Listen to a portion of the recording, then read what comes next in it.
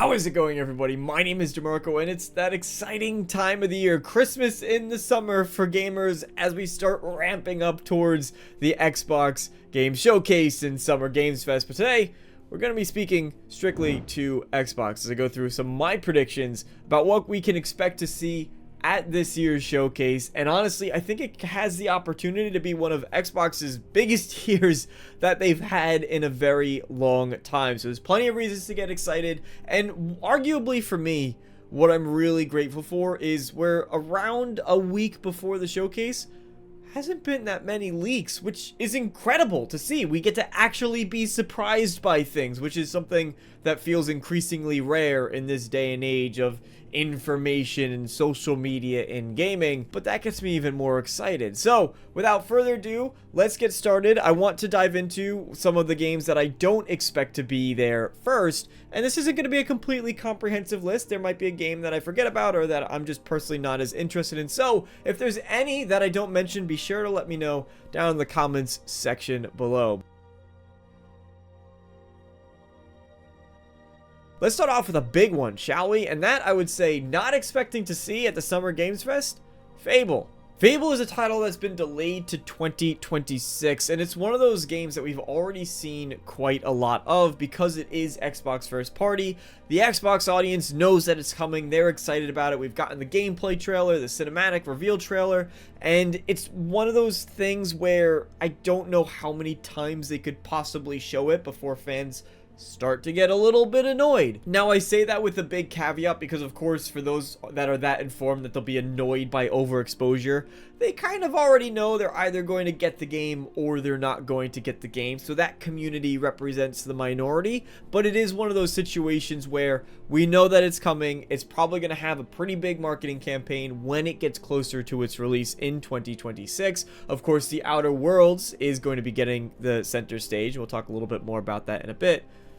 So let Fable take a break, let those developers work away, and then by the time we get to something like the Game Awards at the end of this year, or even as we get into early 2026, then start to show it off with a release date locked in place, no more delays necessary, and we have something to really rally behind and get excited about. But I'm not expecting Fable to make an appearance. Arcane Studios is eagerly working on their next project, Marvel's Blade, which is an incredible combination between the character and what Arcane Studios does well, and I can't wait to see more about that. But unfortunately, a little bit too soon, in my opinion, before we're going to get a little bit more on what that project is up to. I'm expecting actually another 2 years or so with the development of this project. I think we're going to be waiting for quite some time. We did get the teaser, but that was admittedly more of a pull to try to obtain some talent that wants to work, and of course for shareholders and investors to get excited about what the studio is working on also. So Blade, not ready just yet, but I'm confident in the team at Arcane with Dinga Bakaba at the helm. Can't wait to see what they are working on and what they get to cook up. It's going to be exciting. After the success of Oblivion Remastered, a lot of people are wondering immediately what's going to happen with a Fallout Remastered, whether it's Fallout 3 or it's going to be Fallout New Vegas, especially with the new season of the Fallout TV show around the corner. A lot of folks are trying to use that to speculate, hey, we're probably going to be getting a Fallout Remaster, right? Because it's just going to, it's going to print money for one or the other. However, if you've seen one of my last videos that I talked about the future of Bethesda and the progress that they can now make, I do firmly believe that any remaster for the Fallout games is going to be in a couple years after the release of Elder Scrolls 6. And the big Bethesda Game Studios game with the Elder Scrolls 6, unfortunately, it's unlikely that that will make an appearance as well. Starfield is still the main focus, at least for now, as we know they're working on a minimum of one more DLC for that game. At the moment, the last report we've heard is about 50% of the team is on Starfield. The other 50% is working towards the Elder Scrolls 6, and it won't be until we move the full development team over to the Elder Scrolls that I think we'll start to hear about it. I suspect that it will probably be about a 2027 release. But do not worry, ladies and gentlemen, because there are plenty of other games that we have to look forward to coming from Microsoft. This is going to be an absolute loaded showcase. If even half of these predictions turn out to be true, which I think some of them are more or less guarantees in some ways, then there's going to be something, a little bit of something for absolutely everybody. And if the Xbox showcase doesn't do it for you, the list of third-party games that are coming and predictions for that, whew, a lot to get excited about there. And I will have a separate video talking about my predictions for the third-party, the proper Summer Games Fest showcase, which I also think is going to be pretty massive. I want to start with the titles I think are pretty much sure guarantees. I think they're locked in for one reason or another in a lot of cases, because we either just haven't heard about these titles in so long, it's time for at least a progress update, or because I think the release dates are going to be a lot closer. They've been in development for a while, a lot closer than we actually might think they are. And that's starting with Replace. This is a project that has been delayed multiple times. It's being worked on by a team of like 24 people, so really small. And of course, they are located in the Ukraine, where there's still ongoing struggles in that regard. Now, the interesting thing about this is if you try to check out their website, it's actually completely down for the moment, which leads me to believe maybe they're working on the website to completely overhaul it before, I don't know, the game does something really cool like a shadow drop at the Xbox Game Showcase. The last we've heard from Replace was that it was going to be a 2025 release date once they did have their most recent delay, and we haven't heard anything since then. So honestly, if they're going to show it off, if 2025 is still the target that they're aiming for, this is going to be the time to do it. In a similar vein, as far as titles that have appeared and then just disappeared, Everwild from Rare. Now, Rare has a massive luxury in the sense that Sea of Thieves is doing incredibly. Even after they released it on PlayStation, it did really well on that platform as well. But Everwild was first revealed in 2019. We've seen some trailers, the latest one being in 2021, but still seemingly nothing in sight coming from the studio. So what the heck is this? What is the game? What is it going to be? There's been a lot of rumors circulating that it was rebooted, that it's in development hell.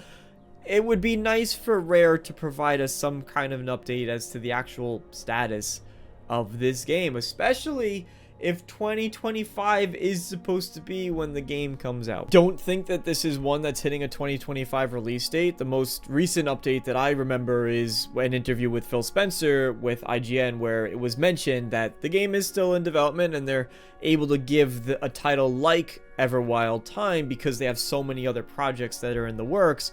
We know that's true. Time to give a little bit of a look into what they've been doing outside of Sea of Thieves. That would be nice. One of the best releases of the past year, in my opinion, as far as story-driven games go, was Indiana Jones and the Great Circle, which released in December of 2024. Now, it's getting its first DLC, The Order of Giants, which it'll be quite a decent amount of time since the game came out, which means the DLC is well underway. Now, if we look back to Wolfenstein, the original Wolfenstein, The New Order, that released in 2014. Its DLC, The Old Blood, was about a year later, almost exactly a year actually, from the release date in 2015. If we're looking at roughly the same time frame for this first expansion for Indiana Jones, then yeah, we should probably see something starting to tease it pretty soon, meaning Xbox Game Showcase. And just to continue on this Bethesda train, Starfield is most likely going to see some kind of DLC reveal as well. It's been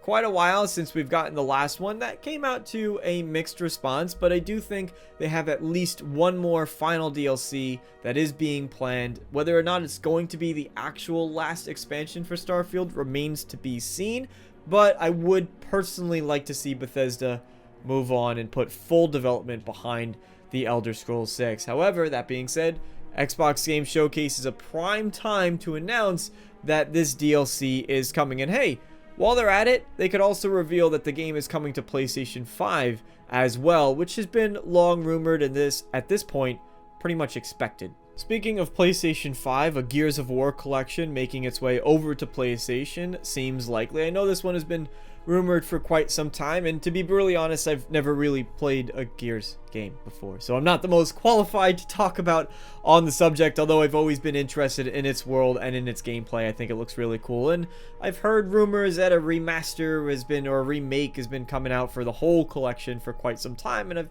sort of been waiting for that to happen. But I do think a PlayStation port is likely. We're seeing Xbox continue to go down this sort of listing their games on third-party platforms route, and I think it's a great strategy because I want everybody to be able to experience games wherever they want to. So, hey, put that on PlayStation, put it on PC, more power to the gamers. Here are some of the most exciting for me personally, not necessarily in any order, but starting with Perfect Dark. It's a reboot of the series. It's one that I personally never experienced, but that first taste of gameplay, that first look at it was absolutely gorgeous, and it made me incredibly intrigued to see what this game was all about and what it had to offer. I'm very excited to see more. It's been a while since we've seen anything from Perfect Dark. They've mostly gone silent to my knowledge, and so Xbox Game Showcase seems like a prime place to reignite the excitement for this title. It's also worth mentioning that the series is going to be celebrating its 25th anniversary this year. So, hey, Microsoft, if you really want to spoil some Perfect Dark fans on the anniversary of a game that they love, no better way to do it. Hollow Knight Silksong is another one that's basically all but confirmed. We got a reveal of the release window in the Nintendo Switch reveal of all places, but hey, I guess it's better than getting nothing at all. This is going to be the opportunity for Microsoft to finally lock in the release date for Hollow Knight Silksong, so stay tuned for that. The biggest question mark for me, and arguably one that I'm the most excited about, is Clockwork Revolution. The game was first revealed in 2023 and has a very cool concept to use choice and consequence by going back into the past, making a decision that then projects into the modern time. And I'm really excited to see how exactly that will play out and the depth of what you are able and aren't able to manipulate. The gameplay looked awesome, the combat looked fun, it looked like a very beautiful, as far as cinematic and presentation style experience. And if there is going to be a time to reveal it and just absolutely overload this showcase, Microsoft can do that by putting it in here. However, on the flip side, I do also recognize that this might simply be a case where the game's not ready to show off more of just yet. They need a little bit more time, and as a result, they're going to hold off until next year's showcase to really give us a media introduction, especially if it's going to be a late 2026 release date, or even 2027 for that matter. This showcase really has a little bit of everything, because if none of those games suit your fancy, you're going to be getting your RPG fix with The Outer Worlds 2, which is getting its own direct treatment after the showcase. They'll be showing more and diving in really deep to that game. So it's going to be the main focal point, or at least one of the main focal points, enough to get its own showcase out of it. Curious to see whether or not they do something similar to Starfield, where it was a very extended look and they were sitting down, they were going through gameplay, and it really dove into all those elements. But I'm really happy that Obsidian is getting the limelight, that Obsidian is at the center of attention for Microsoft, because of course they're an incredibly talented studio, and as far as what we've seen with The Outer Worlds 2, it looks to be, at least early on, correcting a lot of the issues that players had with the original release, and to try to improve the experience, which is exactly the best thing you can hope for a sequel. It's another reason why, for anyone who's still questionable about something like The Elder Scrolls 6, I think that'll just take a break for a while, because of course we know that anything Elder Scrolls related is going to completely dominate the conversation, and we might see like, hey, Oblivion Remastered is out, you can pick that up, and they want to keep some of the focus there, but let the actual Bethesda Game Studios team work and cook for a bit, while Obsidian, deservedly so, gets the spotlight, at least for a little while. I'm sure there's some others that I left, but as far as the Xbox Game Showcase, you got action, adventure, you got third-person, first-person, RPGs, indie titles. They literally have something for everybody at this showcase, and it's hard not to get excited about what possible surprises that we don't even know about, what reveals that they're going to be showing off for the first time in their world premieres. I know that's a Summer Games Fest thing, but hey, Xbox can do it too. I should probably also mention that we'll probably see something related to the Fallout TV show as well. I think that is pretty much a given with how closely we know that's going to be releasing. So you get your TV and film and media fix as well. They really do have just everything on this list. If I did leave something out, let me know your thoughts down in the comment section below, or your predictions. If you disagree with any of the ones that I've made here, I'm excited to hear why. I know a lot of folks are worried about the Xbox value being watered down with a lot of these titles that are probably coming to PlayStation or will eventually make their way onto PlayStation. I think you're getting phenomenal value, especially considering a lot of these games that we've talked about today are going to be, if not all of them, are going to be available through Xbox Game Pass. So you can continue to be a part of that overall Xbox ecosystem, which is a term that I know a lot of folks have been using. And then you also get benefits like, for example, the Xbox Cloud Gaming, where you can carry these titles across all the different platforms that you want to play on. A smart TV, on a console, on a rumored Xbox handheld that we might also see. So while I don't really care about any of the console warrior stuff, I think that if you are a fan of Xbox and what they do, and you're part of Xbox communities, there's a lot to look forward to here. A really exciting showcase that we'll be getting in just about a week, and I look forward to getting to watch it with all of you. I will, of course, be streaming the event. And of course, if you're interested, you can check out my third-party show predictions as well. I have a separate video that all of you can check out if you're interested. So thank you all so much for watching. If you enjoyed, please do leave a like on the video, and as always, I hope to see you all next time. So long, everybody.